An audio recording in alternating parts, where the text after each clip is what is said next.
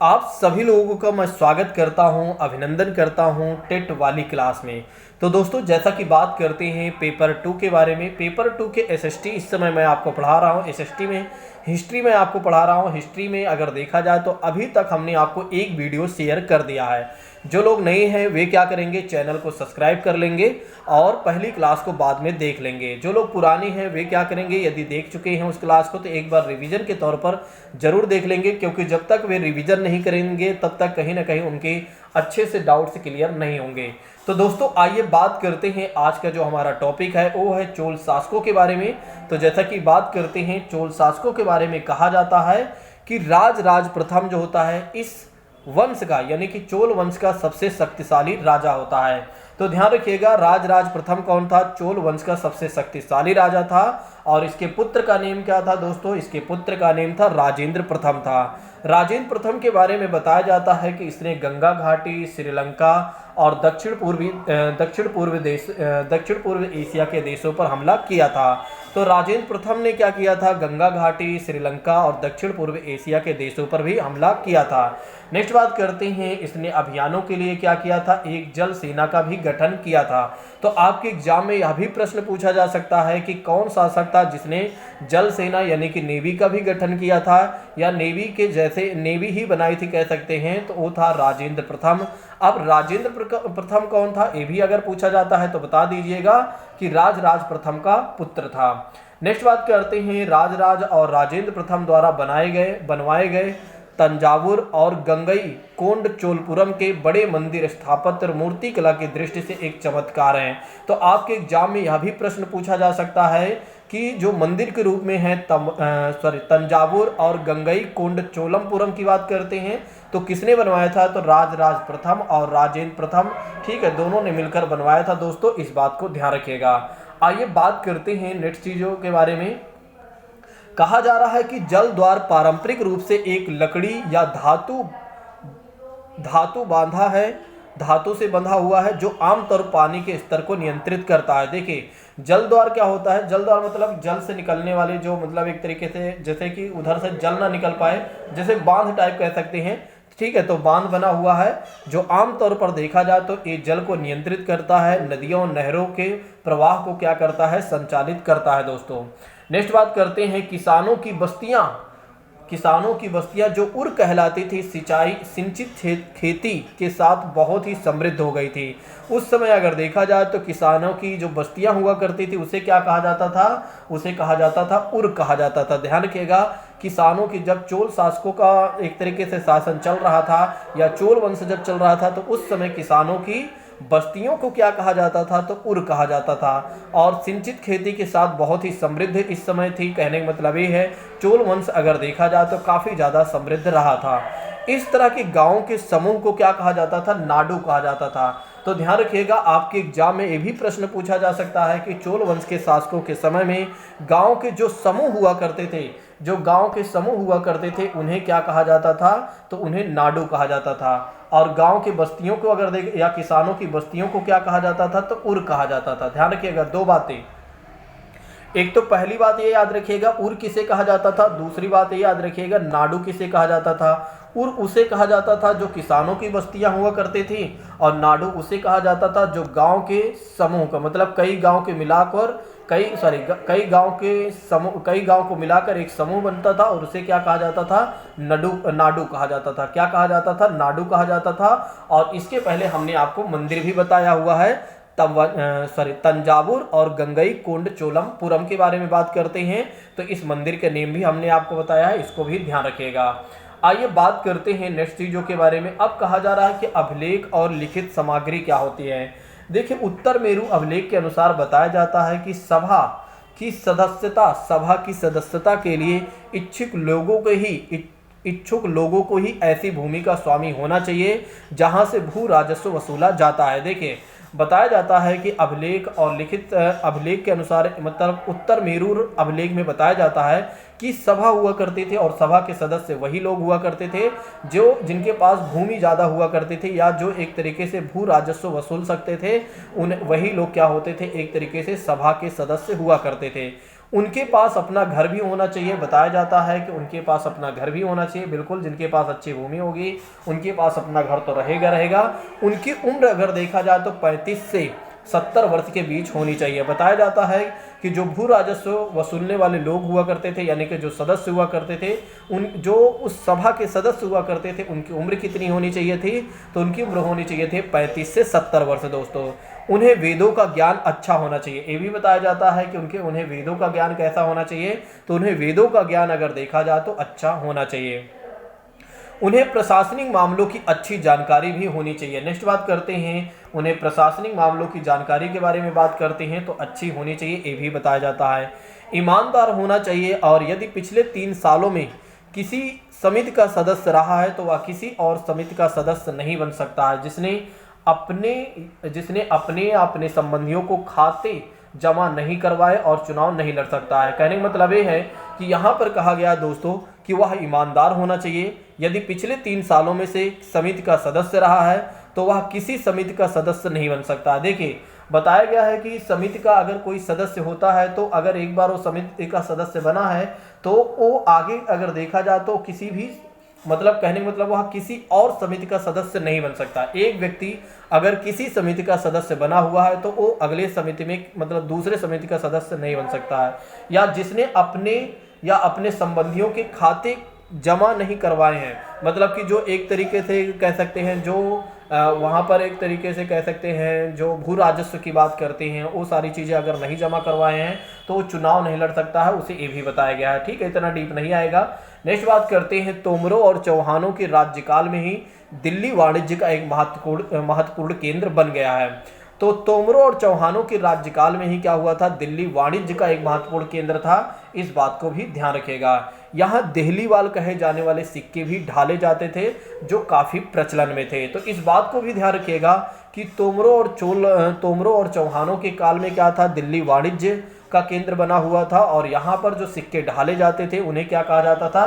देहलीवाल सिक्का कहा जाता था। इस बात को भी ध्यान रखिएगा। चलिए नेक्स्ट बात करते हैं, दिल्ली के शासकों के बारे में बात करते हैं। आरंभिक होती है तोमरों से, और शताब्दी अगर देखा जाए तो 1165 से प्रारंभ होती है। अनंगपाल की बात करते हैं तो अनंतपाल है। ठीक है, तो आइए समझते हैं इन सब चीज़ों के बारे में। एक बार देख लेते हैं इसके टाइम पीरियड के बारे में। देखिए, चौहान के बारे में बात करते हैं, चौहान वंश के बारे में बात करते हैं तो 1165 से 1192, और पृथ्वीराज चौहान की बात करते हैं 1175 से 1192, और प्रारंभिक तुर्की शासक की बात करते हैं 1206 से 1290।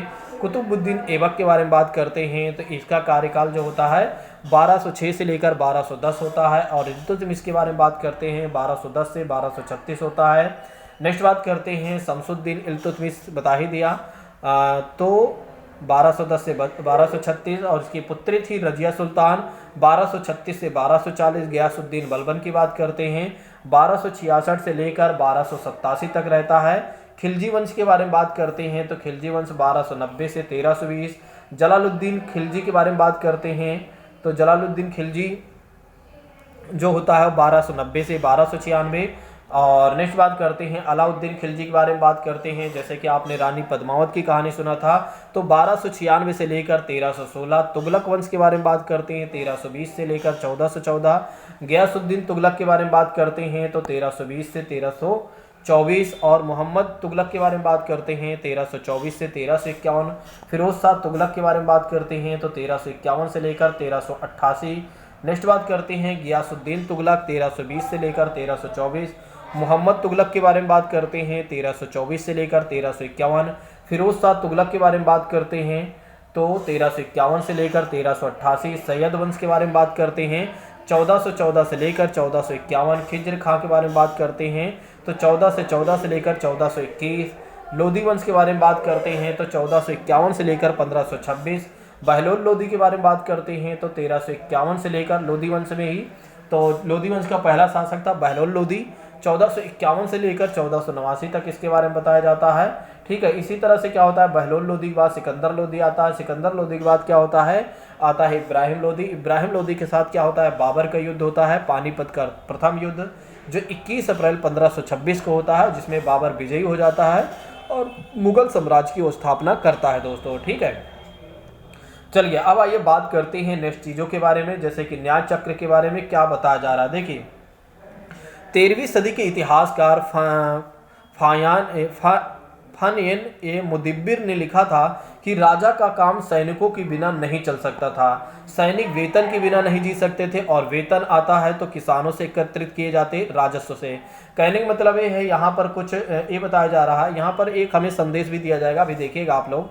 न्याय चक्र के बारे में बताया जा रहा है। देखिए राजा का काम बिना सैनिक के नहीं चल सकता था, और सैनिक का काम अगर देखा जाए तो बिना वेतन के नहीं चल सकता था। अब दूसरी बात आती है कि तीसरी बात आती है, सॉरी, किसानों से एकत्रित किए गए राजस्व से। अगर किसानों को वेतन अगर देना है तो वो किसानों से एकत्रित किया जाएगा राजस्व, तभी एक तरीके से क्या होगा, सैनिक को वेतन दिया जा सकेगा। मगर किसान भी राजस्व तभी चुका सकेंगे जब वे खुशहाल और प्रसन्न होंगे। कहने का मतलब ये है कि जब किसानों के पास जब एक तरीके से उत्पादन होगा या वे हैप्पी होंगे, खुशी होंगे, तभी वे क्या करेंगे, एक तरीके से राजस्व देंगे, ठीक है, यानी टैक्स देंगे। ऐसा तभी हो सकता है जब राजा न्याय और ईमानदार प्रशासन को बढ़ावा दे।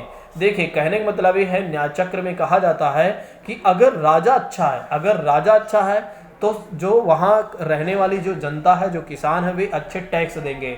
जब वे अच्छे से टैक्स देंगे तो फिर क्या होगा, सैनिक को वेतन मिलेगा। जब सैनिक को वेतन मिलेगा तो सैनिक भी क्या करेंगे, राजा के प्रति बिल्कुल सत्यनिष्ठ और ईमानदारी के साथ लगे रहेंगे। दोस्तों ये होता है न्याय चक्र के बारे में बताया गया है, ये है न्याय चक्र।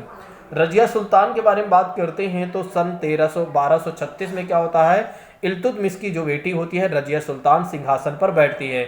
उस युग के इतिहासकार कौन होते हैं, मिनहाज ए सिराज। आपके एग्जाम में यहाँ प्रश्न पूछा जा चुका है कि रजिया सुल्तान के समय में कौन एक तरीके से इतिहासकार रहा करता था, तो मिनहाज ए सिराज।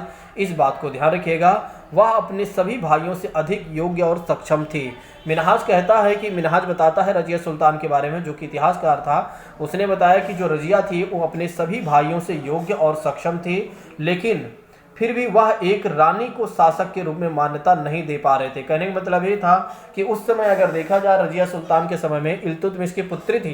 देखिए इसमें थोड़ा से कुछ कहानी समझ लीजिए तो आपको और अच्छे से याद हो जाए। देखिए हमने ऊपर आपको बताया था मोहम्मद गोरी के बारे में, समझिएगा इस कहानी को, मैं रजिया सुल्तान तक आपको पहुंचाना चाहता हूं। देखिए हमने आपको बताया था मोहम्मद गोरी के बारे में। मोहम्मद गोरी के बारे में हमने आपको बताया था, मोहम्मद गोरी के बारे में यदि हम बात करते हैं तो इसने 2 युद्ध लड़ा था। वैसे तो युद्ध एक और लड़ा था, एक तो 1178 में इसने युद्ध लड़ा था, ठीक है, इसने मुल्तान पर आक्रमण किया था। तब क्या हुआ था, मोहम्मद गोरी पहली बार पराजित हुआ था, ठीक है। तो ये कहानी उतना ज़्यादा आपको नहीं ध्यान रखना है, आपको ये याद रखना है कि मोहम्मद गोरी के द्वारा लड़ा गया एक तो पहला युद्ध था तराइन का प्रथम युद्ध। और तराइन का जो प्रथम युद्ध था दोस्तों, वो था तराइन का प्रथम युद्ध जो था वो 1191 का युद्ध में, यानी कि 1191 में हुआ था। यह युद्ध जो हुआ था पृथ्वीराज चौहान के बीच में हुआ था और मोहम्मद गोरी के बीच में हुआ था। मोहम्मद गोरी क्या होता है, समझिएगा, मोहम्मद गोरी क्या होता है कि पहले युद्ध में हार जाता है। ध्यान रखिएगा, पहले युद्ध में क्या होता है, मोहम्मद गोरी हार जाता है। फिर उसके बाद क्या होता है, 1 साल बाद दूसरा युद्ध होता है 1192 का। 1192 का जो युद्ध होता है ये होता है तराइन का द्वितीय युद्ध। क्या होता है, तराइन का द्वितीय युद्ध होता है दोस्तों। और इस युद्ध में क्या होता है, पृथ्वीराज चौहान हार जाते हैं और मोहम्मद गोरी जो होता है वो जीत जाता है। अब जब मोहम्मद गोरी दोस्तों जीत जाता है तो क्या करता है, भारत में मुस्लिम सत्ता स्थापित कर देता है। तो आपके एग्जाम में एक प्रश्न ये भी पूछा जा सकता है कि भारत में वास्तविक रूप से मुस्लिम सत्ता का संस्थापक कौन था, तो मोहम्मद गोरी था। अब देखिए मोहम्मद गोरी क्या होता है कि ज़्यादा समय तक तो भारत में रहता नहीं है, वो क्या करता है कि अपना शासन क्या करता है, दे देता है कुतुबुद्दीन ऐबक को। कुतुबुद्दीन ऐबक कौन होता है, कुतुबुद्दीन ऐबक जो होता है वो मोहम्मद गोरी का दोस्तों कौन था, मोहम्मद गोरी का अगर देखा जाए तो वो गुलाम था। तो ध्यान रखिएगा, मोहम्मद गोरी का गुलाम कौन था, कुतुबुद्दीन ऐबक था। अब क्या होता है, कुतुबुद्दीन ऐबक के समय में क्या होता है, भारत की जो राजधानी होती है दोस्तों वो लाहौर होती है। भारत की राजधानी जो होती है वो लाहौर होती है, इस बात को ध्यान रखिएगा। अगला पॉइंट समझिएगा, भारत की राजधानी जो होती है वो तो लाहौर होती है, ठीक है। तो कुतुबुद्दीन ऐबक क्या करता है, कुछ समय तक तो शासन करता है और शासन करने के पश्चात ही क्या होता है कि बीच में इसने क्या किया, कुतुब मीनार का निर्माण प्रारंभ करवा दिया। कुतुब मीनार का निर्माण इसने प्रारंभ करवा दिया और किसके, सूफी ख्वाजा कुतुबुद्दीन ऐबक के ख्वाजा सूफी संत कुतुबुद्दीन के एक तरीके से याद में क्या होता है कुतुब मीनार का इसने निर्माण शुरू करवा दिया। ठीक, और इसके पहले इसने 2.5 दिन का झोपड़ा भी बनवाया था अजमेर में, इस बात को भी ध्यान रखिएगा। कुतुबुद्दीन क्या था, कुतुबुद्दीन के बारे में हमने आपको 3 बातें बताएं। एक तो कुतुबुद्दीन कौन था, तो ध्यान रखिएगा मोहम्मद गोरी का पुत्र था, मोहम्मद गोरी का गुलाम था। दूसरी बातें हमने आपको बताया कि इसने 2.5 दिन का झोपड़ा बनवाया था अजमेर में। और तीसरी बातें आप लोग ध्यान रखिएगा, कुतुब मीनार का निर्माण इसने प्रारंभ करवाया था। लेकिन आगे चलकर क्या होता है, इसके साथ एक घटना होती है। ये चौगान खेलता है, चौगान जानते हैं कि नहीं, चौगान दोस्तों ये था कि ये जो पोलो आप जानते हैं, पोलो खेल होता है जो घोड़ों पर क्या होता है बैठकर खेलते हैं। ठीक है, तो पोलो खेलते समय क्या होता है, कुतुबुद्दीन ऐबक गिर जाता है घोड़े से, और जिसकी वजह से इसकी मृत्यु हो जाती है। तो कहने का मतलब ये है कुतुब मीनार का निर्माण पूरा नहीं हो पाया था। उसके बाद क्या होता है, जब कुतुबुद्दीन ऐबक की मृत्यु हो जाती है 1210 में हो जाती है दोस्तों। ठीक है, तो उसके बाद क्या होता है, इल्तुतमिश आता है। अब ये इल्तुतमिश कौन था, इल्तुतमिश जो था एक तरीके से कुतुबुद्दीन का गुलाम था और मोहम्मद गोरी का भी गुलाम था। तो इसलिए क्या कहा जाता है, कुतुबुद्दीन का गुलाम होने की वजह से इसे क्या कहा गया, गुलामों का गुलाम कहा गया है। किसे, इल्तुतमिश को कहा गया गुलामों का गुलाम। क्यों कहा जाता है दोस्तों, क्योंकि देखिए मोहम्मद गोरी होता है, मोहम्मद गोरी का गुलाम था कुतुबुद्दीन ऐबक। कुतुबुद्दीन ऐबक का जो गुलाम था वो इल्तुतमिश था। और इल्तुतमिश के बारे में बताया जाता है कि यहीं से फिर क्या कहा जाता है कि इल्तुतमिश को क्या कहा जाता है, गुलामों का गुलाम कहा जाता है। अब देखिए इल्तुतमिश के बारे में बताया जाता है कि इल्तुतमिश एक अच्छा शासक था, मतलब काफ़ी ठीक ठाक था और बढ़िया शासन कर रहा था। लेकिन आगे चलकर क्या हुआ कि इसने जो कुतुब मीनार का निर्माण पूरा नहीं हुआ था, ध्यान रखिएगा, इल्तुतमिश ने क्या किया था, जो कुतुबुद्दीन ऐबक के समय में कुतुब मीनार का निर्माण शुरू करवाया गया था, वो पूरा नहीं हुआ था, उसको इसने कंप्लीट किया था। तो आपके एग्जाम में यह भी प्रश्न पूछा जा सकता है कि कुतुब मीनार का निर्माण किसने करवाया था, शुरू करवाया था, तो कुतुबुद्दीन ऐबक ने, ये ध्यान रखिएगा। अगर आपके एग्जाम में ये पूछा जाता है कि किसने इसको कंप्लीट करवाया था या पूर्ण करवाया था, तो इल्तुतमिश करवाया था। दरअसल क्या होता है, इल्तुतमिश के समय में क्या था कि अगर किसी व्यक्ति को न्याय चाहिए होता था, किसी व्यक्ति को न्याय चाहिए होता था, तो लाल वस्त्र धारण करना पड़ता था। क्या करना पड़ता था, लाल वस्त्र धारण करना पड़ता था। और आगे चलकर क्या होता है कि इल्तुतमिश की मृत्यु हो जाती है, और इल्तुतमिश की मृत्यु हो जाने के बाद क्या होता है, उसका एक पुत्र होता है, वो गद्दी पर बैठ जाता है। और जब वो गद्दी पर बैठ जाता है, इल्तुतमिश के बाद उसका पुत्र बैठता है, तो जब वो गद्दी पर बैठ जाता है दोस्तों, तब क्या होता है, राजपाट अच्छे से नहीं चलता है। जब राजपाट अच्छे से नहीं चलता है, कहीं ना कहीं बहुत सारी समस्याएं होती हैं, बहुत सारे विद्रोह होते रहते हैं। और रजिया सुल्तान को ही, वैसे अगर देखा जाए तो रजिया सुल्तान को ही इल्तुतमिश चाहते थे कि सुल्तान वही बने, लेकिन क्या था कि किसी को एक तरीके से स्वीकार नहीं था, क्योंकि उस समय पुरुष प्रधान सोच थी, पितृसत्तात्मक सोच थी, और जिसकी वजह से लोग ये नहीं चाहते थे कि रजिया जो है वो सुल्तान बने। ठीक है, तो जिसकी वजह से उसके अयोग्य पुत्र को शासक बना दिया गया था।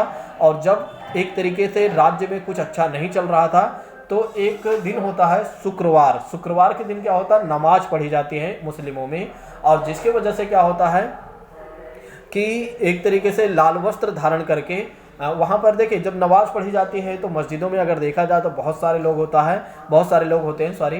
लोग होते हैं। फिर क्या होता है कि रजिया सुल्तान क्या करती है, लाल वस्त्र धारण करके मस्जिद पहुँच जाती है, दिल्ली के मस्जिद में। तो वहाँ पर क्या होता है दोस्तों, वहाँ पर क्या होता है कि दिल्ली की जनता इस बात को समझ जाती है, दिल्ली की जनता जो होती है इस बात को समझ जाती है कि रजिया को कहीं ना कहीं न्याय चाहिए। और दिल्ली की जनता ने क्या किया, इल्तुतमिश के जो अयोग्य पुत्र था उसको गद्दी से हटाकर रजिया को सुल्तान बना दिया जाता है, यानी कि दिल्ली की जनता के द्वारा, यानी कि रजिया को सुल्तान बना देते हैं। और रजिया के बारे में अगर हम बात करते हैं तो रजिया पहली और अंतिम मुस्लिम शासिका थी, इस बात को ध्यान रखिएगा। इसने क्या किया था, वेशभूषा, इसने महिलाओं को वस्त्र त्याग दिया था। इसने जो अपने वेशभूषा में रखा था वो पुरुषों की वेशभूषा पहनते थे, मतलब एक तरीके से पुरुष रूप धारण किया था इसने, ठीक है, शासन चलाने के लिए। यहाँ पर एक और बातें मैं आपको बताना चाहूँगा। देखिए कुतुबुद्दीन ऐबक के समय में जो भारत की राजधानी थी वो लाहौर थी। कुतुबुद्दीन ऐबक के समय में भारत की राजधानी जो थी लाहौर थी, और इल्तुतमिश के समय में क्या हुआ था, भारत की जो राजधानी हो जाती है वो दिल्ली हो जाती है। ठीक है, तो इस बात को भी ध्यान रखिएगा, भारत की राजधानी क्या हो जाती है दोस्तों, दिल्ली हो जाती है, या दिल्ली सल्तनत की राजधानी क्या हो जाती है, दिल्ली, इस बात को ध्यान रखिएगा। ठीक है, अब आइए बात करते हैं रजिया सुल्तान के बारे में। हमने आपको बता ही दिया रजिया सुल्तान के बारे में इतनी सारी चीज़ें। रजिया सुल्तान को क्या होता है कि एक तरीके से शासिका बना दिया जाता है दिल्ली की जनता द्वारा। यहाँ पर आप देखिएगा लिखा भी है कि रुद्रमा देवी के अभिलेख के अनुसार अपना पुरुषों जैसा दिखावा लिखवा कर अपने पुरुष होने का भ्रम पैदा किया था। एक और महिला शासक थी कश्मीर की रानी दिद्दा और उनका नाम दीदी बड़ी बहन था। देखिए जिस तरह से रजिया सुल्तान क्या करती थी, पुरुषों का वेशभूषा पहनती थी और उसने अपना इतिहास में नाम दर्ज करवाया, उसी तरह से कश्मीर की भी एक शासिका थी जिसका नेम था दिद्दा। ठीक है, और दिद्दा को क्या कहा जाता था, बड़ी बहन कहा जाता था या दीदी कहा जाता था। ठीक है, तो उसने भी ऐसा ही एक तरीके से रूप धारण किया था, यानी कि शासन को चलाने के लिए। गैरिसनों रक्षक सैनिकों की टुकड़ियों को कहा जाता था। तो गैरिसनों किसे कहा गया है, तो सैनिक की टुकड़ियों को कहा गया उस समय के। गैरिसन शहर के बारे में बात करते हैं। एक किलेबंद बसाव होता था जहां सैनिक रहते थे। देखिए ये सारा कुछ एनसीईआरटी में लिखा हुआ है, इसलिए किसी भी चीज़ के बारे में उतना ज़्यादा डीप नहीं बताया गया है। अगर यही चीज़ें मैं अलग से आपको किसी किताब से पढ़ाता तो मैं एक एक शासक के बारे में आपको एक्सप्लेन करता, लेकिन दरअसल क्या है कि अभी एक्सप्लेन करने की आवश्यकता यहाँ पर ज़्यादा नहीं है, क्योंकि एग्जाम की डिमांड ये नहीं है कि आप एक एक शासक के बारे में जानें। एग्जाम की डिमांड ये है कि आप केवल शासक के बारे में थोड़ा से जानें कि शासक कौन था और कैसे कौन बना था, बस इतना ही। इसीलिए एनसीईआरटी में उतना ही बताया गया है जितना हमारे एग्जाम की डिमांड है दोस्तों। ठीक है, तो आप ये मत सोचिएगा ये कंटेंट जो है सही नहीं है। अभी जैसे सर पढ़ा रहे थे, अगर इस तरह पढ़ाते तो बहुत अच्छा रहता। जैसे अभी मैं आपको समझा रहा था एक एक बातें, ठीक है, उस तरह की बातें तो ठीक है, सारा कुछ आपको समझ में आ जाता, लेकिन इसके लिए क्या है कि काफ़ी ज़्यादा समय लगेगा, यानी कि काफ़ी ज़्यादा इसके लिए समय चाहिए अगर मुझे एक एक चीज़ों के बारे में एक्सप्लेन करना है तो दोस्तों। ठीक है, क्योंकि यहाँ पर एग्ज़ाम की डिमांड अलग है, इसलिए मैं आपको उस नोट्स से पढ़ा रहा हूँ जो नोट्स आपके एग्ज़ाम के लिए रिलेवेंट है। इसलिए आपको जो मैं पढ़ा रहा हूँ ये बहुत सफिशिएंट है, इसी को आप पढ़िए। आप मत सोचिए कि सर हमें जो कुतुबुद्दीन ऐबक के बारे में बताए हैं, मोहम्मद गोरी के बारे में बताए हैं, ठीक है, इसको हमें और अच्छे से डिटेलिंग करना चाहिए। इतना डिटेल की कोई आवश्यकता नहीं है, जो मैं आपको करवा रहा हूँ यही सफिशिएंट है, यही अच्छा है, और जिस नोट्स से मैं आपको करवा रहा हूँ वही बढ़िया है। ठीक है, तो आप लोग इसको अच्छे से करिए, समझिए और अच्छे से बाद में रिवीजन कर लीजिएगा। चलिए बात करते हैं, जहाँ पर कुछ चीज़ें एक्सप्लेन करना होगा मैं अलग से कर दूंगा, कोई दिक्कत नहीं है। नेक्स्ट बात करते हैं, गैरिसन शहर एक किलेबंदी बसाव होता था जहां सैनिक रहा करते थे। तो आपके एग्जाम में यह प्रश्न पूछा जा सकता है कि गैरिसन शहर क्या हुआ करता था, तो आप लोग बता दीजिएगा कि वहां सैनिक रहा करते थे और यह एक तरीके से किलेबंद का बसाव हुआ करता था। भीतरी प्रदेश के बारे में बताया जाता है, किसी शहर या बंदरगाह के आसपास के इलाकों को कहा जाता था। तो भीतरी प्रदेश उसे कहा गया जो कोई शहर हो या बंदरगाह हो या उसके आसपास के क्षेत्र को क्या कहा गया, भीतरी प्रदेश कहा गया है, जो उस शहर के वस्तुओं और सेवाओं की पूर्ति करता था। तो उस समय उस शहर के देखा जाए तो उस शहर के लिए वस्तुओं और सेवाओं की पूर्ति करता था दोस्तों, इस बात को ध्यान रखिएगा। आइए बात करते हैं दिल्ली सल्तनत के विस्तार के बारे में और थोड़ा से अच्छे से।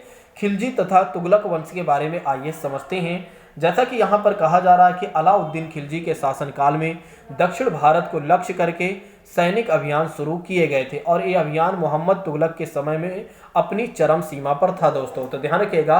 अच्छा, आपके एग्जाम में ये दोनों बातें पूछी जा सकती हैं कि अलाउद्दीन खिलजी के समय में क्या दक्षिण भारत पर एक तरीके से दक्षिण भारत पर विजय प्राप्त करने के लिए अभियान चलाया गया था या नहीं, तो बिल्कुल आप ध्यान रखिएगा। लेकिन मोहम्मद बिन तुगलक के समय में अगर देखा जाए तो दक्षिण भारत में एक तरीके से कह सकते हैं वहाँ पर राज करने पर काफ़ी ज़्यादा कह सकते हैं कि वहाँ की सारी चीज़ें ज़्यादातर कंट्रोल में आना शुरू हो गई थी, यानी कि मोहम्मद बिन तुगलक के समय में ये अभियान अपने चरम सीमा पर था। नेक्स्ट बात करते हैं, मोहम्मद तुगलक के शासनकाल के अंत तक इस महाद्वीप का एक विशाल क्षेत्र इसके युद्ध अभियान के अंतर्गत आ चुका था, इस बात को भी ध्यान रखिएगा। दिल्ली के आरंभिक सुल्तान विशेषकर इल्तुतमिश के बारे में बात करते हैं, अभी हमने आपको बताया ही था थोड़ा। दिल्ली के आरंभिक सुल्तान विशेषकर इल्तुतमिश सामंतों और जमींदारों के स्थान पर अपने विशेष गुलामों को एक सूबेदार नियुक्त किया था जिसे अधिक पसंद करता था। इन गुलामों को फारसी में बंदगा कहा जाता था और इन्हें सैनिक सेवा के रूप में खरीद लिया जाता था। आपके एग्जाम में यह प्रश्न पूछा जा सकता है कि इल्तुतमिश के समय में जो सामंत हुआ करते थे, जमींदार हुआ करते थे, उनके स्थान पर देखें यहाँ पर समझिएगा, इल्तुतमिश ने क्या किया था, चालीसा दल का गठन किया था, जिसमें 40 लोग हुआ करते थे। ठीक है, तो वे अमीर वर्ग के लोग हुआ करते थे या गुलाम वर्ग के लोग हुआ करते थे, और इन गुलामों को क्या कहा जाता था, बंदगा कहा जाता था, और इन्हें सैनिक सेवा के लिए खरीदा जाता था। इस बात को भी ध्यान रखिएगा। उन्हें राज्य के कुछ बहुत ही महत्वपूर्ण राजनीतिक पदों पर काम करने के लिए बड़ी सावधानी से प्रशिक्षित किया जाता था। आप चाहे कुछ न याद रखें, लेकिन बंदगा को याद रखिएगा। बंदगा कौन हुआ करते थे, गुलाम हुआ करते थे। ठीक है, तो इस बात को ध्यान रखिएगा। फारसी में उन्हें गुलाम कहा गया है। गुलामों को सूबेदार नियुक्त करना अधिक पसंद था। ये भी उतना ज़्यादा ठीक रेलेवेंट नहीं है याद करना, या एक तरीके से उतना ज़्यादा याद करने की आवश्यकता नहीं है, लेकिन हाँ थोड़ा बहुत याद रखिएगा। फारसी तवारीख के लेखकों ने निचले खानदान के लोगों को ऊंचे पदों पर बैठाने के लिए दिल्ली के सुल्तानों की आलोचना की थी। ठीक है, तो इस बात को भी ध्यान रखना चाहें तो रख सकते हैं, नहीं तो कोई आवश्यकता नहीं है। अलाउद्दीन खिलजी के शासनकाल में भू राजस्व के निर्धारण और वसूली के कार्य को राज्य में अपने नियंत्रण में ले आया। अलाउद्दीन खिलजी के शासनकाल में अगर देखा जाए तो भू राजस्व यानी कि लैंड रेवेन्यू के निर्धारण और वसूली कार्य को राज्य अपने नियंत्रण में ले आया। दरअसल अलाउद्दीन खिलजी ने क्या किया, अपने शासनकाल में लैंड रेवेन्यू को निर्धारण कैसे करना है, कितना वसूली किससे करना चाहिए, ये सारा कंट्रोल अलाउद्दीन खिलजी क्या करता है, अपने कंट्रोल में कर लेता है। स्थानीय सामंतों से कर लगाने को अधिकार छीन लिया। पहले क्या था कि जो स्थानीय सामंत हुआ करते थे, ठीक है, उन्हें टैक्स लगाने की अनुमति दी जाती थी, लेकिन इसने क्या किया, अलाउद्दीन खिलजी ने क्या किया, उनसे ये सारा अधिकार छीन लिया, बल्कि स्वयं उन्हें भी कर चुकाने को बाध्य किया था। अलाउद्दीन खिलजी एक अलग ही कह सकते हैं शासक था, ठीक है, जो किसी की बात हो तो नहीं मानता था। तो उसने क्या किया, जो सामंतों को अधिकार दिया गया था कि भैया आप टैक्स कितना लेना है कितना नहीं, उसके आप स्वयं निर्धारण करेंगे, लेकिन अलाउद्दीन खिलजी क्या करता है अपने समय में, ठीक है, पहले ऐसा था, लेकिन अलाउद्दीन अपने समय में क्या करता है कि सामंतों से ऐसी चीज़ें अधिकार छीन लेता है, बल्कि उन्हें भी कहता है कि तुम्हें भी अब टैक्स पे करना है। सुल्तान के शासकों ने जमीन की पैमाइश की और इसका हिसाब बड़ी सावधानी से रखा था। सुल्तान के प्रशासकों के बारे में बताया जाता है कि ये जमीन की पैमाइश करते थे और इसका बड़े ही सावधानी से हिसाब रखते थे। उस समय तीन तरह के टैक्स हुआ करते थे। उस समय अगर देखा जाए तो 3 तरह के टैक्स हुआ करते थे। कृषि पर लगने वाले कर को, जिसे खराज कहा जाता था, और जो किसान की उपज का लगभग 50% होता था। खराज जो होता था एक तरीके से कृषि पर लगने वाला टैक्स हुआ करता था, जो किसानों को लगभग 50% टैक्स देना पड़ता था, मतलब कुल उत्पादन का 50% टैक्स किसानों को देना पड़ता था। मवेशियों पर भी टैक्स लगता था और घरों पर भी टैक्स लगता था। ध्यान रखिएगा, ये जो मवेशियों पर टैक्स लगता था उसका नाम था चरी कर था, उसका नेम क्या था, चरी कर। और घरों पर टैक्स लगने वाला जो कर था उसका नेम क्या था, उसका नेम था घरी कर। तो ध्यान रखिएगा, ये आपको एनसीईआरटी में नहीं मिलेगा, मैं आपको अलग से बता दे रहा हूँ। देखिए अलाउद्दीन के समय में क्या था, 3 तरह के टैक्स लगते थे।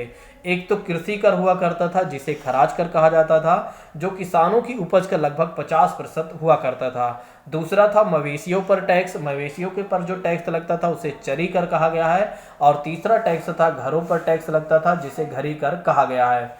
इब्न बतूता जो था वो 14वीं सदी में अफ्रीकी देश का मोरक्को से भारत आया था। तो आपके एग्जाम में ये भी प्रश्न पूछा जाता है कि अलाउद्दीन खिलजी के समय में कौन आया था, तो अफ्रीका से आया था, यानी कि अफ्रीका देश से आया था या मोरक्को देश से आया था। ठीक है, अफ्रीका के कह सकते हैं, मोरक्को देश से आया था इब्न बतूता। कब आया था, 14वीं सदी में आया था। इस बात को ध्यान रखिएगा, कहाँ पर आया था, भारत में आया था। 12वीं सदी के आखिरी दशक में बनी कुव्वत अल इस्लाम मस्जिद, उसकी मीनारे या जामा मस्जिद के सुल्तानों द्वारा बनाए गए सबसे पहले शहर में स्थित है। तो ध्यान रखिएगा, जो कुव्वत अल इस्लाम मस्जिद है ये किसके द्वारा बनाई गई है, दिल्ली के सुल्तानों द्वारा बनाई गई है। इस बात को ध्यान रखिएगा, यानी कि किसके द्वारा बनाया गया है, तो दिल्ली के सुल्तानों द्वारा बनाया गया है। इतिहास में इस शहर को देहली ए कुना या पुराना शहर कहा गया है। तो ध्यान रखिएगा, इतिहास में इसे क्या कहा गया है, देहली ए कुना कहा गया है। इस मस्जिद का इल्तुतमिश और अलाउद्दीन खिलजी ने विस्तार किया था। मीनार तीन सुल्तानों कुतुबुद्दीन ऐबक और इल्तुतमिश फिरोज शाह द्वारा बनवाई गई थी। देखिए यहाँ पर किस मीनार की बात की जा रही है, कुतुब मीनार की बात की जा रही है। देखिए कहा जाता है, देखिए इस बात को समझिएगा, दरअसल क्या होता है, कुतुबुद्दीन, इस कहानी को समझ लीजिए, याद रहेगा आपको। ये जो कुतुबुद्दीन ऐबक था ना, इसने कुतुब मीनार का निर्माण शुरू करवाया था। फिर इसकी मृत्यु हो गई, जिसके कारण क्या होता है, कंप्लीट नहीं करवा पाता। तो इल्तुतमिश जो होता है वो क्या करता है कि इसको कंप्लीट करवाता है। फिर आगे चलकर क्या होता है, फिरोज शाह तुगलक की कहानी ये आती है कि कुतुब मीनार पर क्या होता है कि उसकी 5वीं मंजिल पर बिजली गिर जाती है। बिजली मतलब बादल जो होता है, ठीक है, बारिश जो होती है तो उस समय बिजली जो कड़कती है, और बिजली गिर जाने की वजह से क्या था कि उसकी 5वीं मंजिल गिर गई थी, और जिसकी वजह से क्या था उसकी बेकार हो गई थी, ढह गई थी।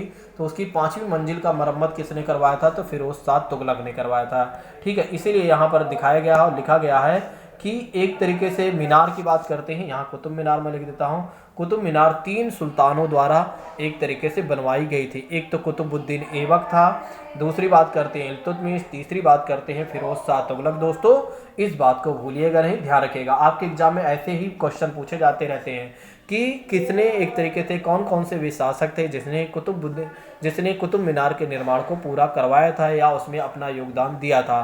तो ध्यान रखिएगा, एक तो कुतुबुद्दीन ऐबक था, दूसरे का नाम ध्यान रखिएगा इल्तुतमिश था, तीसरे का नाम ध्यान रखिएगा फिरोज शाह तुगलक था। फिरोज शाह तुगलक के बारे में यदि हम थोड़ा से बात करते हैं अलग से, तो फिरोज शाह तुगलक एक पहला ऐसा शासक था जिसने ब्राह्मणों पर भी जजिया कर लगाया था। तो आपके एग्जाम में यह भी प्रश्न पूछा जाता है कि कौन सा ऐसा शासक था जिसने ब्राह्मणों पर भी जजिया कर लगाया था।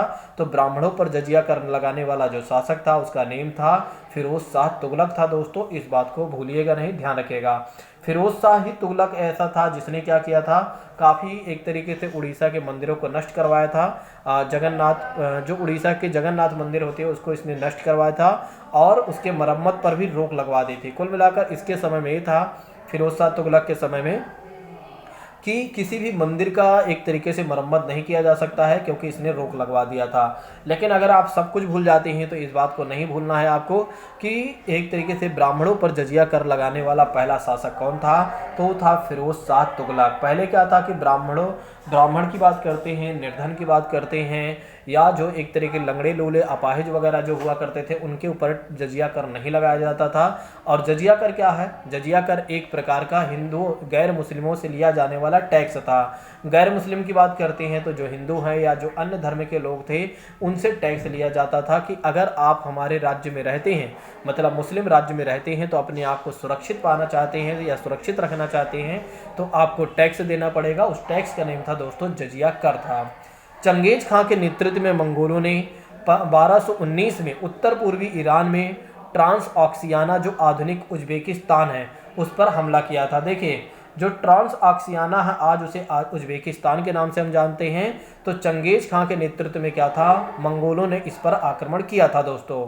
ठीक है, नेक्स्ट बात करते हैं, किंतु इसके तुरंत बाद ही दिल्ली सल्तनत को उनका आक्रमण झेलना पड़ा। लेकिन क्या होता है इसके बाद, क्या होता है, मंगोलों पर दिल्ली सल्तनत का आक्रमण झेलना पड़ता है। अलाउद्दीन खिलजी और मोहम्मद तुगलक के शासनकाल के आरंभ में दिल्ली पर मंगोलों के आक्रमण बढ़ गए थे। देखिए दिल्ली पर अगर देखा जाए तो किसके समय पर मंगोलों का आक्रमण बढ़ गए थे, तो ध्यान रखिएगा अलाउद्दीन खिलजी और मोहम्मद बिन तुगलक के समय में ऐसा हुआ था। देखिए मोहम्मद बिन तुगलक के बारे में बात करते हैं तो इसे बुद्धिमान मूर्ख शासक भी कहा गया है।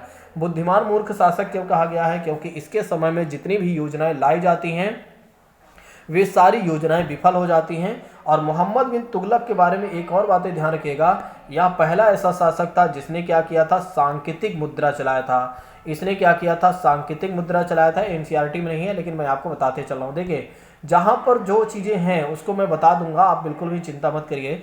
जहाँ पर कोई चीज़ें अलग से बताने की आवश्यकता है या ज़रूरत है उसको मैं आपको बता दूंगा, तो आप बिल्कुल भी टेंशन मत लीजिए। चलिए मोहम्मद बिन तुगलक के बारे में यदि हम बात करते हैं तो हमने आपको बताया कि मोहम्मद बिन तुगलक जो था एक ऐसा शासक था जिसने क्या किया था, सांकेतिक मुद्रा चलाया था। अब सांकेतिक मुद्रा का मतलब ये हो जाता है जैसे पहले चांदी के सिक्के चलते थे और चांदी की जगह पर इसने क्या किया था, इसने तांबे के सिक्के चलवा दिए। देखिए समझिएगा इसकी कहानी को। दरअसल क्या होता है, एक तांबे के जब सिक्के चलवा देता है तो पूरे राज्य में क्या होता है, लोग स्वयं सबके पास तांबा होता है, सबके घर में क्या होता है, सिक्के बनने लगते हैं। अब जब सबके घर में सिक्के बनने लगते हैं तो सभी तांबे के सिक्के बनाना शुरू कर देते हैं। तो लोग क्या करते हैं, बाजारों से, मार्केटों से, राजा के यहाँ से, हर जगह से क्या होता है, लोग तांबे दे रहे हैं और चांदी ले रहे हैं, तांबे दे रहे हैं और चांदी ले रहे हैं। और आगे चलकर क्या हुआ कि एक तरीके से पूरे राज्य में तांबा हो गया और चांदी का प्रचलन पूरी तरीके से खत्म हो गया। अब क्या हो गया कि राज्य के सरकार के पास जो खजाना था वो पूरी तरीके से खाली हो गया। सरकार का मतलब मोहम्मद बिन तुगलक।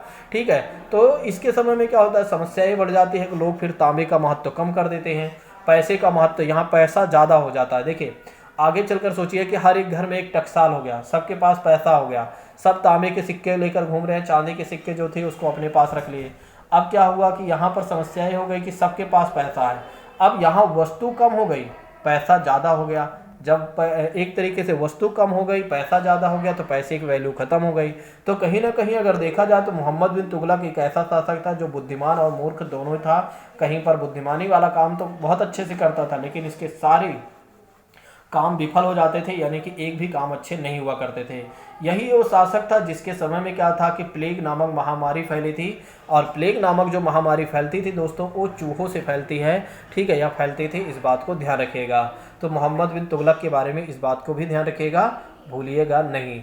आइए बात करते हैं मंगोलों के आक्रमण के का सामना करने के लिए अलाउद्दीन खिलजी द्वारा उठाए गए कदम। देखिए अलाउद्दीन खिलजी भी कम नहीं था, अलाउद्दीन खिलजी एक अलग ही शासक था, जिसके बारे में आप रानी पद्मावत वाली अगर मूवी देखे हो तो कहीं ना कहीं वो दृश्य आपको याद आता होगा। ये जो अलाउद्दीन खिलजी था ये बड़ा ही अलग ही व्यक्ति था। ठीक है, ये अलग व्यक्ति ये था कि ये डरता उड़ता नहीं था किसी से। अलाउद्दीन खिलजी ने अपने सैनिकों के लिए सीरी नामक एक नया गैरिसन शहर बनाया था। एक गैरिसन शहर क्या हुआ करता था, जहां पर सैनिक रहा करते थे, अभी हमने आपको बताया था दोस्तों। ठीक है, तो अलाउद्दीन खिलजी ने क्या किया, मंगोलों से आक्रमण करने के लिए एक तरीके से गैरिसन नामक शहर बनाया था इसने, ताकि उन्हें एक तरीके से क्या किया जाए, उन्हें एक तरीके से मंगोलों से निपटने के लिए, मंगोलों से निपटा जा सके अच्छे तरीके से, आप ऐसे समझ लीजिए। अलाउद्दीन खिलजी ने सैनिकों को इक्ता के स्थान पर वेतन देना तय किया। देखिए ये जो इक्ता की बात करते हैं तो वेतन के जो होता था, समझिएगा इस कहानी को। दरअसल ये जो इक्ता प्रथा की बात करते हैं, इस प्रथा की जो शुरुआत किया था इल्तुतमिश ने किया था। किसने किया था इक्ता प्रथा की शुरुआत, इक्ता प्रणाली की शुरुआत किसने किया था, इल्तुतमिश ने किया था। ये इक्ता प्रणाली क्या हो जाती है, तो वेतन में क्या था कि वेतन जैसे कि पहले भू राजस्व दिया जाता था, मतलब जो एक तरीके से अनाज वगैरह हुआ करते थे या कुछ अन्य चीज़ें दिया जाता था। ठीक है, तो उसके स्थान पर भूमि दिया जाने लगा। ठीक है, कि भूमि का एक टुकड़ा मिलेगा आपको, यानी कि भूमि का कुछ टुकड़ा मिलेगा और यहीं पर उत्पादन करिए और इसी में से अपना एक तरीके से वेतन वगैरह लीजिए। तो एकता प्रणाली की जो शुरुआत की गई थी इल्तुतमिश के द्वारा की गई थी। लेकिन क्या होता है, अलाउद्दीन अपने समय में क्या कर देता है, एकता प्रणाली को खत्म करके नगद वेतन देना शुरू कर दिया सैनिकों के। तो आपके एग्जाम में यह भी प्रश्न पूछा जा सकता है कि भैया एकता प्रणाली की शुरुआत किसने किया था, तो ध्यान रखिएगा इल्तुतमिश। अगर आपके एग्जाम में यह प्रश्न पूछा जाता है कि भैया अलाउद्दीन के मतलब ऐसा कौन सा शासक था जिसने सैनिकों को इक्ता के स्थान पर या अन्य चीज़ों के स्थान पर नगद वेतन देना शुरू किया था, तो अलाउद्दीन खिलजी ने। तो अलाउद्दीन खिलजी पहला ऐसा शासक था जिसने एक तरीके से सैनिकों को वेतन देना शुरू किया था। अच्छा, अलाउद्दीन खिलजी के समय में एक और बातें ध्यान रखिएगा, इसने सैनिकों की हुलिया लिखने की प्रथा को भी शुरुआत किया था। सैनिकों की हुलिया जैसे कि बात करते हैं, आज हमारे यहाँ क्या होता है, अगर आर्मी में आपको ज्वाइन होना है तो फिर क्या होता है कि आर्मी में ज्वाइन होने के लिए आपका हाइट, वेट, चेस्ट सब कुछ मापा जाता है, आपके कट मार्क वगैरह सब लिखा जाता है। वैसे ही अलाउद्दीन खिलजी के समय में क्या था, सैनिकों को हुलिया लिखने की प्रथा की शुरुआत की गई थी या किया गया था। ठीक है, तो इस बात को ध्यान रखिएगा जरूर कि किसके समय में हुलिया लिखने की प्रथा की शुरुआत की गई थी, तो अलाउद्दीन खिलजी के समय में। और एक तरीके से किसने सैनिकों को नगद वेतन देना प्रारंभ किया था, तो नगद वेतन देना जो प्रारंभ किया था उसका नेम था, वो था अलाउद्दीन खिलजी ही, इस बात को भी ध्यान रखिएगा। तो दोनों में ही अगर देखा जाए तो अलाउद्दीन खिलजी ही था। ठीक है, दोनों जगह पर एक तो सैनिकों को हुलिया लिखने की प्रथा और घोड़ा दागने की भी प्रथा याद रखना चाहें तो रख सकते हैं। और अलाउद्दीन खिलजी ने क्या किया था कि सैनिकों को नगद वेतन देना शुरू किया था इक्ता प्रणाली के स्थान पर। इक्ता प्रणाली की शुरुआत किसने किया था, तो इल्तुतमिश ने किया था, इस बात को ध्यान रखिएगा, भूलिएगा नहीं। सैनिकों का पेट भरने की समस्या को दूर करने के लिए किसानों की पैदावार का 50% हिस्सा कर के तौर पर लिया जाता था। इसके समय में क्या था कि एक तरीके से सैनिकों के पेट भरने यानी कि सैनिकों के भोजन अच्छा देने के लिए किसानों से 50% का टैक्स लेता था कौन, अलाउद्दीन खिलजी, इस बात को ध्यान रखिएगा। अलाउद्दीन के प्रशासनिक कदम काफ़ी सफल रहे। इतिहासकारों ने कीमतों में कमी और बाजार में वस्तुओं की कुशलता से आपूर्ति के लिए उसके शासनकाल में बहुत ही प्रशंसा की गई। बिल्कुल, इसके समय में एक बाजार हुआ करते थे जो सहना एवं मंडी कहा गया दोस्तों। सहना ए मंडी हुआ करती थी। यहाँ पर क्या होता था, कीमतों का निर्धारण किया जाता था सहना ए मंडी में कि कौन सी वस्तु कितने रुपए में बेची जा सकेंगी। ऐसा नहीं कि कोई भी व्यक्ति मनमानी जितना मन करे उतना नहीं, जितना मन करे उतने में आप नहीं बेचेंगे। किसी वस्तु की लागत अगर 10 रुपये लगी है तो आप उसमें फ़ायदा कमा सकते हैं 15, 11, 12, ठीक है, इससे ज़्यादा नहीं कि आप 20 नहीं कमा सकते हैं, क्योंकि अलाउद्दीन खिलजी ने कीमतों का निर्धारण किया था और कीमतों में कमी भी किया था कि बहुत ज़्यादा आप मतलब रेट पर कोई भी चीज़ें नहीं बेच सकते हैं। और बाजार में वस्तुओं की आपूर्ति भी करता था। मतलब ये था कि इसके समय में कि वस्तुओं की जो मतलब आपूर्ति सप्लाई थी वो ज़्यादा मतलब कम नहीं हुआ करते थे, जिसकी वजह से देखिए आप ऐसे समझिए, देखिए मान लेते हैं बाजार है। अब बाजार में अगर प्याज की बात करते हैं, आलू की बात करते हैं, टमाटर की बात करते हैं, अगर आलू अच्छे मात्रा में है तो ये मान के चलिए आलू का रेट नहीं बढ़ेगा। अगर प्याज की बात करते हैं तो प्याज की अगर मात्रा देखा जाए तो बाजार में कम होगा, तो जब एक तरीके से इसकी क्वांटिटी कम होगी तो खरीदने वाले लोग ज़्यादा होंगे। जब खरीदने वाले लोग ज़्यादा होंगे तो कहीं ना कहीं एक तरीके से देखा जाए जो बेचने वाले लोग होंगे वे क्या करेंगे, वे लोग क्या करेंगे, प्याज की जो दाम होंगे उसको बढ़ा देंगे, ठीक है। तो इससे कहीं ना कहीं महंगाई बढ़ सकती है। अब यहाँ पर क्या होता है दोस्तों, अलाउद्दीन खिलजी के समय में क्या होता है कि आलू टमाटर हर चीज़ों की जो सप्लाई थी वो काफ़ी ठीक ठाक रही है। मतलब ये नहीं था कि किसी भी सामान की एक तरीके से आपूर्ति को रोका जाए या किसी भी सामान की कमी रहे। जब कमी होगी तभी उसका दाम बढ़ेगा, ठीक है। तो उसके शासनकाल में बताया जाता है कि बाजार में वस्तुओं की कुशलता काफ़ी ठीक ठाक थी, यानी कि उपलब्धता काफ़ी ठीक ठाक थी। मंगोल आक्रमणों के खतरे का भी उसने सफलतापूर्वक सामना किया था। अलाउद्दीन ऐसा शासक था जिसने मंगोलों को एक तरीके से उतना ज़्यादा नहीं समझता था। जो भी एक तरीके से मंगोल वगैरह के आक्रमण हुआ करते थे उनका सामना करने में भी ये तत्पर रहता था। मंगोलों के आक्रमण का सामना करने के लिए मोहम्मद तुगलक के द्वारा उठाए गए कदम के बारे में आइए देखते हैं। नया गैरिसन शहर बनाने के स्थान पर दिल्ली के 4 शहरों में सबसे पुराने शहर दिल्ली या कोयना को निवासियों से खाली करवाकर वहां छावनी बना दिया था। दरअसल बताया जाता है कि मंगोलों के आक्रमण से बचने के लिए, ठीक है, इसने क्या किया था या उनसे निपटने के लिए दिल्ली या कोयना को निवासियों से खाली करवा दिया, मतलब वहाँ रहने वाले लोगों को खाली करवा दिया और वहाँ पर सैनिक बनवा दिया। सैनिक यानी कि छावनी बना दिया किसने, मोहम्मद बिन तुगलक ने बना दिया था, ठीक है। क्योंकि इसने नया गैरिसन नामक शहर नहीं बनाया था। और मैंने आपको बताया था नया गैरिसन नामक शहर क्या होता है कि सैनिकों के रहने का एक स्थान हुआ करता था जो अलाउद्दीन खिलजी ने बनवाया था। सेना को खिलाने के लिए उसी इलाके के खाद्यान्न वगैरह इसने इकट्ठा करवाया था। लेकिन सैनिकों की विशाल संख्या की जरूरतें पूरी करने के लिए सुल्तान ने अतिरिक्त कर भी लगाए थे। देखिए मोहम्मद बिन तुगलक के बारे में बताया जाता है कि इसने क्या किया था, मोहम्मद बिन तुगलक ने क्या किया था कि एक तरीके से सैनिकों के भोजन की व्यवस्था के लिए वहीं से एक तरीके से जहां आसपास के लोगों से खाद्यान्न इकट्ठा करवाता था। और जब लगा कि एक तरीके से सैनिकों का भोजन पर्याप्त नहीं हो पा रहा है तो उसने क्या किया, थोड़ा से अतिरिक्त टैक्स भी लगा दिया था। मोहम्मद बिन तुगलक अपने सैनिकों को नगद वेतन देता था। तो इस बात को भी ध्यान रखिएगा, अलाउद्दीन खिलजी के बाद क्या था कि मोहम्मद बिन तुगलक ने भी अपने सैनिकों को नगद वेतन देता था। लेकिन कीमतों पर नियंत्रण करने की जगह उसने टोकन यानी कि एक तरीके से सांकेतिक मुद्रा चलाई थी, जो कि हमने आपको पहले ही बताया था कि सांकेतिक मुद्रा चलाने वाला, टोकन का मतलब हो जाता है सांकेतिक, यहाँ सांकेतिक लिखा हुआ है, सांकेतिक गलत लिखा है। सांकेतिक मुद्रा चलवाई थी किसने, एक तरीके से मोहम्मद बिन तुगलक। अभी इसके पहले ही हमने आपको बताया था, ठीक है। जिसमें चांदी में क्या था, चांदी के स्थान पर सोना, चांदी के स्थान पर एक तरीके से सस्तु धातु, और सस्ती धातु का नेम था तांबा था। ये देखिए सोना और चांदी के स्थान पर एक तरीके से क्या सस्तु धातु की मुद्रा उसने चलवाई थी किसने, मोहम्मद बिन तुगलक ने। और जिसकी वजह से इसके समय में काफ़ी समस्या आ जाती है, इसीलिए इसे बुद्धिमान मूर्ख शासक भी कहा गया है। मोहम्मद बिन तुगलक के द्वारा उठाए गए प्रशासनिक कदम बेहद असफल रहे। कश्मीर पर उसका नियंत्रण उसका जो आक्रमण रहा बिल्कुल ही विफल रहा था दोस्तों। नेक्स्ट बात करते हैं, सल्तनत के इतिहास में पहली बार किसी सुल्तान ने मंगोल इलाके को फतह करने के अभियान की योजना बनाई थी, जहां अलाउद्दीन खिलजी का बल प्रतीक्षा पर था और वहां मोहम्मद बिन तुगलक के द्वारा उठाए गए मंगोलों के विरुद्ध सैनिकों के आक्रमण की योजना का हिस्सा थे दोस्तों। अब आइए बात करते हैं शेर शाह सूरी के बारे में, ठीक है। अब आइए बात करते हैं शेर शाह सूरी के बारे में। वैसे तो इतनी ही बड़ी क्लास रहने देते हैं, मेरे हिसाब से अभी 1-2 क्लास और लेना पड़ेगा, ठीक है, तभी हिस्ट्री अच्छे से कंप्लीट हो पाएगी। रुको देखता हूँ। चलिए बात कर लेते हैं, अभी हमारे पास टाइम है, पढ़ लेते हैं इसको। अभी ज़्यादा समय भी नहीं हुआ है, 44 मिनट्स हुआ है। ठीक है, तो मुझे लगता है क्योंकि अगर इसे 2 से 3 क्लास में ख़त्म करना है, वैसे तो ये दूसरी क्लास है हिस्ट्री की। ठीक है, अगर हिस्ट्री को 3 या 4 क्लास में ख़त्म करना है तो हमें इसको और ज़्यादा तवज्जो देना होगा, यानी कि थोड़ा से समय और देना होगा।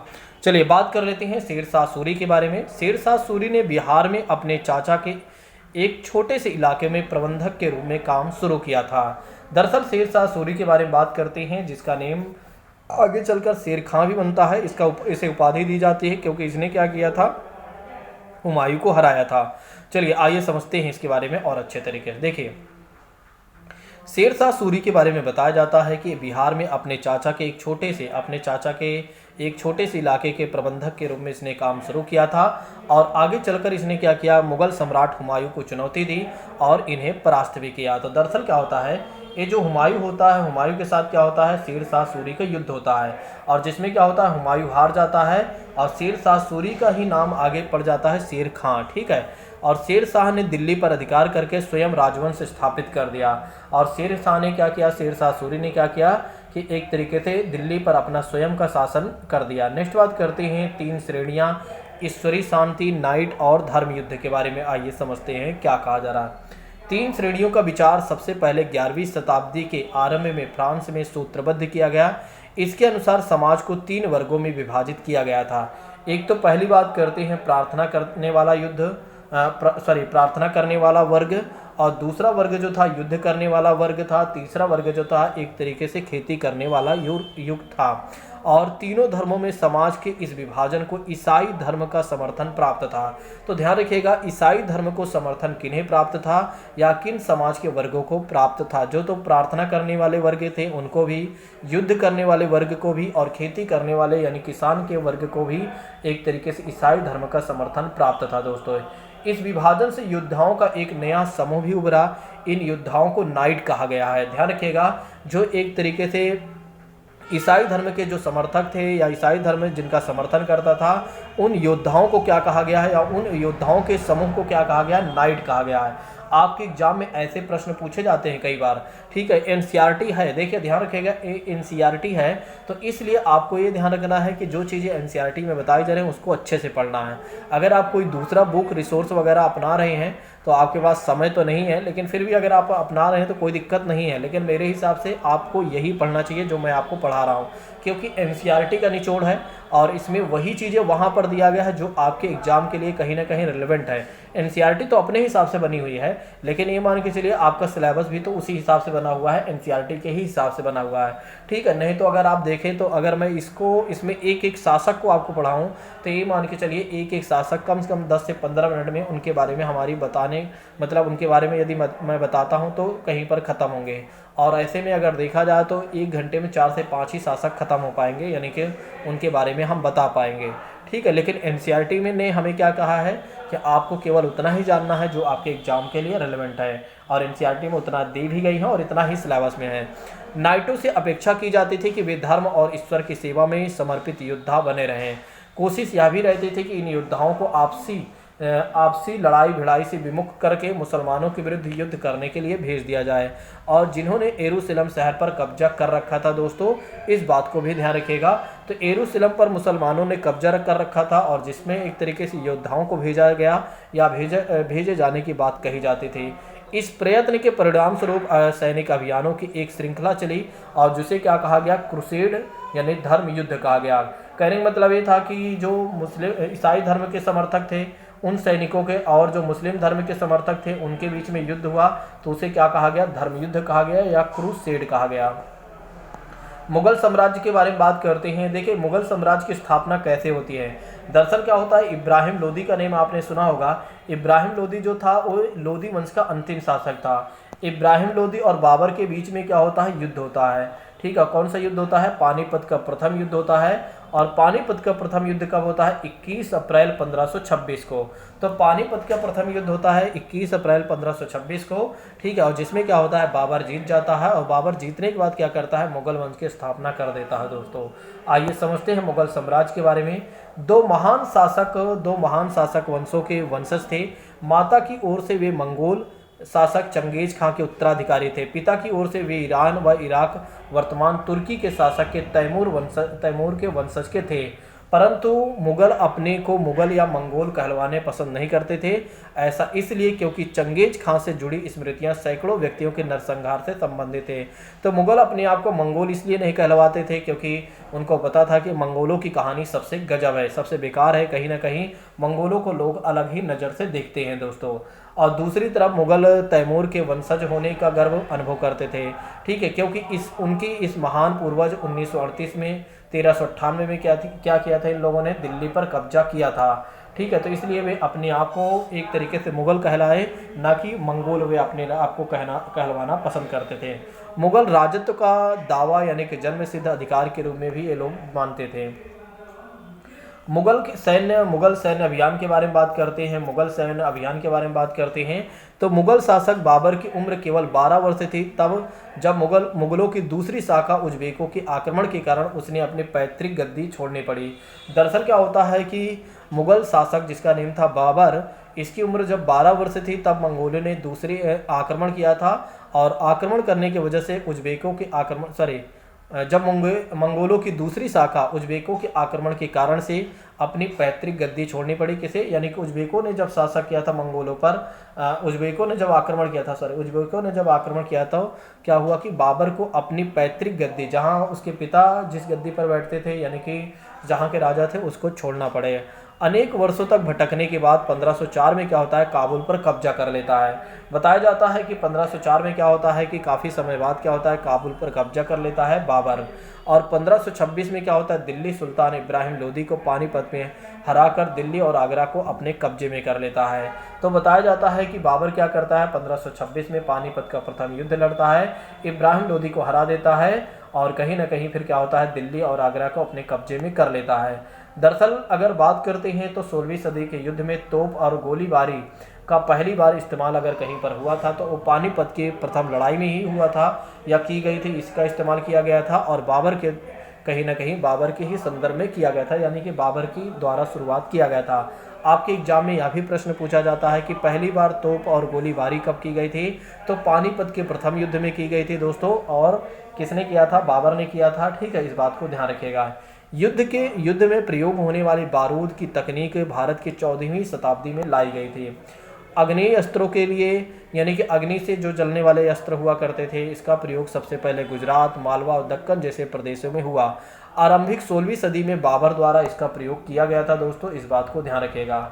आइए समझ लेते हैं बाबर के बारे में, जो युद्ध किए गए तो या अभियान किए गए।